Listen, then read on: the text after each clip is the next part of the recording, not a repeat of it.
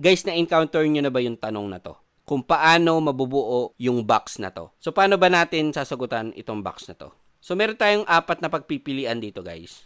Ito yung 4 na pagpipilian natin dyan. Ang unang-una nyong hahanapin, guys, yung pattern na madadalian kayo para makita yung tamang sagot. Katulad nito. Yan, guys. Katulad nyan. Yung sa taas niya. Palitan ko lang yung kulay kasi parang hindi nakikita eh. Burahin ko lang, guys, ha. Itong letter T na to. Saan nakaharap yung linya na to? Dito, 'di ba, sa square na to. Doon pa lang baka makita na natin yung tamang sagot. Dito, guys, sa letter A, makikita mo nakaharap siya dito. Kaya eliminate na natin 'yan. Ito rin yung power natin, the power of elimination kapag ganitong abstract reasoning, guys. So ma-eliminate na natin yung mga maling sagot. So dito naman, pwede siya. Bakit siya pwede? Kasi pagka binax mo 'yan, ito kasi bababa siya dito, ni-UP mo siya. So possible ito yung magiging sagot natin. Dito naman, nasa gilid siya, okay? Ayan, nasa gilid siya.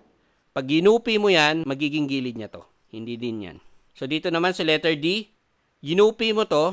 Ang mangyayari dyan, ito guys, makikita nyo dito, ito, yan, magiging wala to.